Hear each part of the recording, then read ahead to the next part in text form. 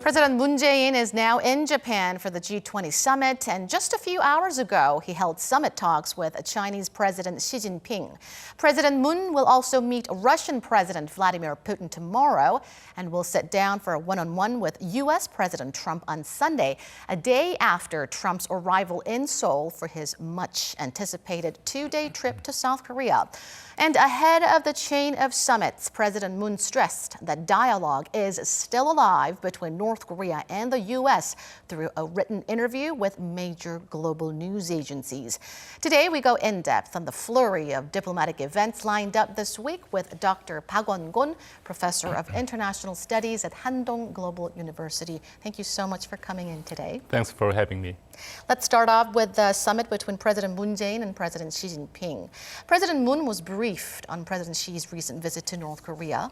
What kind of message did President Xi relay to Moon? Well, I just heard from our Chung Ha-dae, the Blue House, the spokesperson, and there are a couple of interesting things that Xi Jinping told to our President Moon Jae-in. First, Kim Jong-un said that he has every willingness to continue denuclearized of the Korean Peninsula. So one more time, we kind of confirmed by Xi Jinping that the North Korean leader has this willingness to denuclearize. And second one is Xi Jinping mentioned the new strategic line. This new strategic line was introduced last year, April, when the North Korea held the Supreme meeting, and the Chairman Kim Jong-un said that he proclaimed so-called victory of the Pyeongjin line. The Pyeongjin line is the parallel pursuit of nuclear and economic development, and then they decide to focus on the economy.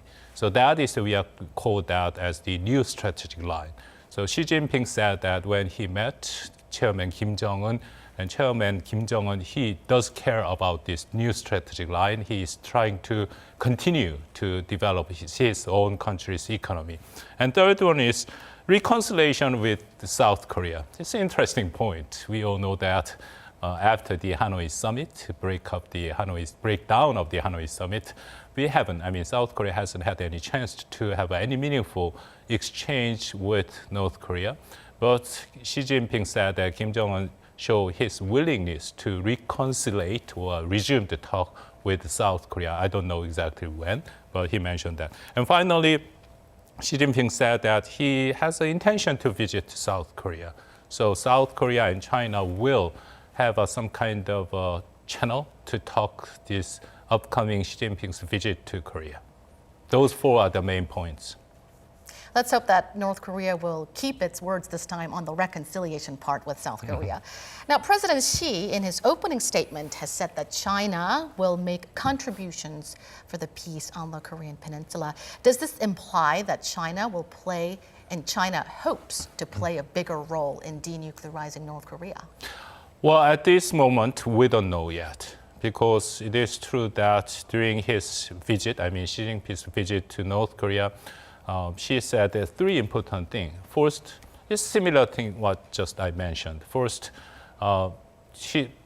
Chairman Kim Jong-un, he has his intention to keep denuclearized Korean Peninsula. And second one is that China will help North Korea to have raise this so-called reasonable concern and interest of the North Korea.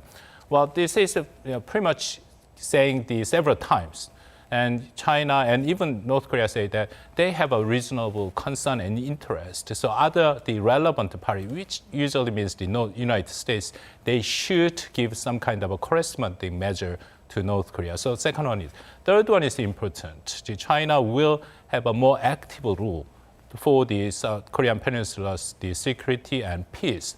So some people raise the argument, some people argue that unlike the past years or past months, China will have a more active role or participate this whole denuclearization process. But at this moment, I'm not sure, because China, the main reason that China decided to visit North Korea at this very particular period of time, we all know that China has a very huge deal with the United States at this G20 summit in a couple of days. But still, they knew that this is a very important meeting, but he decided to visit the North Korea is to show Chinese influence over the Korean Peninsula, especially the North Korea.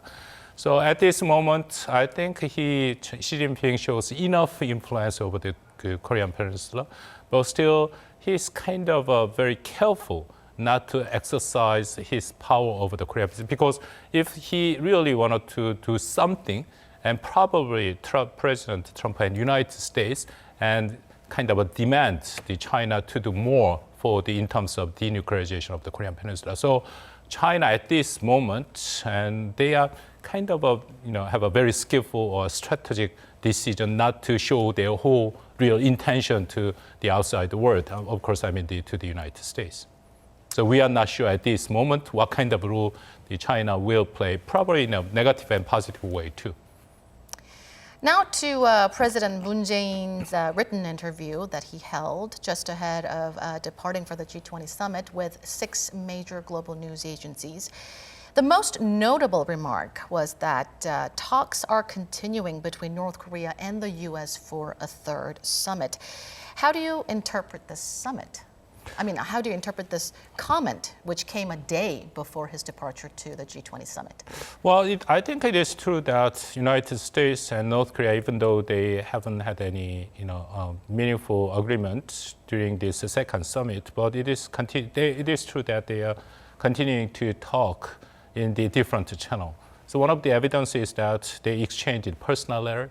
That is kind of indication that they keep this kind of a channel between these 2 countries. So I think Moon Jae-in, our president, is right. They do have this kind of a channel, but still it is not clear whether they are ready to talk about the upcoming possible 3rd summit between United States and North Korea, or they just trying to resume just talk itself. But at this moment, I don't think United States and North Korea have any meaningful step towards the 3rd possible summit at this moment, because we are clearly seeing this very huge difference between United States and China, United States and North Korea in terms of their denuclearization approach.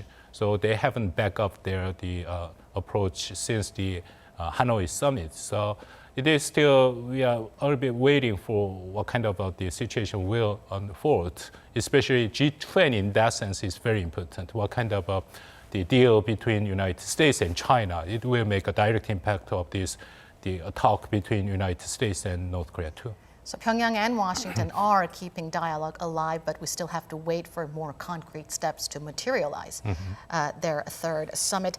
Now, President Moon also said if North Korea's Yongbyon nuclear facility is dismantled, it would mean an irreversible step in North Korea's denuclearization. But if you remember, President Trump earlier stated that Kim Jong-un only offered to get rid of 1 or 2 of his nuclear sites, and that is why the Hanoi summit ended up in failure. Now, it feels like President Moon and Trump aren't exactly on the same page on that. Your thoughts?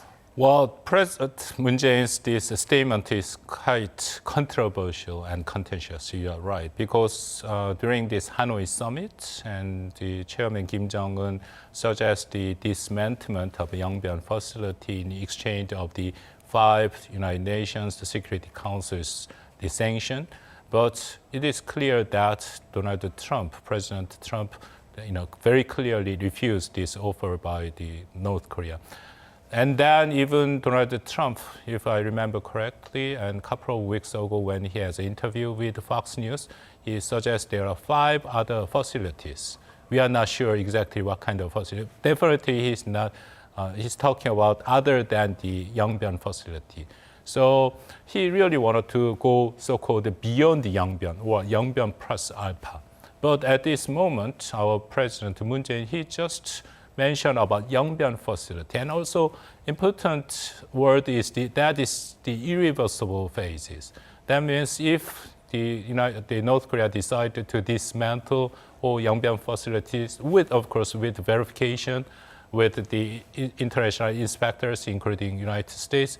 And then the international community, United States, should give some kind of corresponding measures. That means lifting of some of the sanctions. But problem is, at this particular moment, United States, keep saying that they have never any intention to lift any sanction until the end of completion of the denuclearization of North Korea. So there is a still clear difference between what our President Moon Jae-in is saying and also the United States and Donald Trump's the basic position. Now, President Moon's written interview came just ahead of the South Korea-U.S. summit set for Sunday as well. What do you think President Moon is aiming for? Well, President Moon, he is trying his best to resume talk, not only United States and the North Korea, but at the same time, the inter-Korean dialogue. Because I already mentioned that after Hanoi, South Korea has had any chance to any meaningful exchange with North Korea. So President Moon Jae-in and our government is a little bit worried about if this time is just past, and it might be a chance to lose the dialogue of the dynamic of dialogue itself, because we all know that United States already entering this next presidential election. So especially like after October, and all the United States, including of course President Trump, he put most of his energy and time for his re-election campaign. So before that time, at least United States and North Korea should resume the talk. So that's our government is a little bit worried about and a little bit in a hurry to have some meaningful kind of result in terms of talk between the United States and DPRK. Now, President Moon also said that talks are continuing between the two Koreas through various channels to keep dialogue alive. But today, the official in charge of U.S. affairs at Pyongyang's foreign ministry, Won-gon, issued a statement harshly denouncing the South Korean government. He said he urged South Korea not to pretend as if talks are taking place behind the curtain, because there are no ongoing cross-border talks at all. How do you interpret this?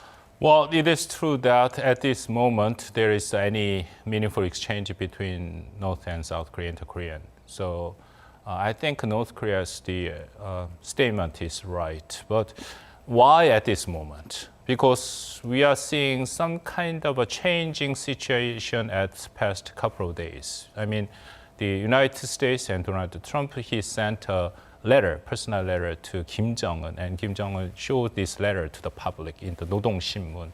And he's kind of praised, and he said it's very warm and friendly letter. So everybody has some kind of raised their expectation that North Korea and United States might have a chance to talk again. And then if they get started to talk, that means South Korea and the North Korea, inter-Korean talk will be resumed as well. So we have some kind of expectation. But this denouncement by this high official, Kwon Jong-un, the Foreign Ministry of the DPRK. So at this moment, I think there is some ways to interpret this kind of statement. First is that the North Korea is kind of ready to start to talk with the United States. So before they are entering this table, they wanted to raise their leverage for the negotiation. So they are kind of strengthen their own position, which means that they intentionally using very harsh words, not only to United States, but also South Korea. That's their typical way, kind of tactic to deal with the United States and South Korea. Second one is that still back in April, the chairman Kim Jong-un, he made a speech in the SPA, the Supreme People's Assembly, and he's very clearly identified the South Koreans, the rule. He said that South Korea should not play a mediator role, rather South Korea should be a player to play with North Korea against the United States. So still the North Korea has maintained this kind of position. So exactly reiterate what Kim Jong-un said in April, the high official Kim Jong-un this time. One very quick last question for you. We only have a couple of seconds left. U.S. Special Representative for North Korea, Stephen Biegun, arrived in Seoul today. What do you think will be the key agenda of his talks with his South Korean Of course, counterpart? the South Korea and United States, we are going to talk about how to induce North Korea, how to bring North Korea into the dialogue the table. Especially this Sunday, South Korea, our President Moon Jae-in and President Trump will meet, and then especially President Trump will deliver some kind of message at the DMZ, we are pretty sure at this moment. So we have the final stage and how we can make the meaningful and effective the message to North Korea in order to resume any kind of the meaningful talk. All right. Thank you, Dr. Park, for your profound analysis tonight. Thank you for having me. And that does it for this edition of News in Depth. From all of us here at Arirang, thank you for watching.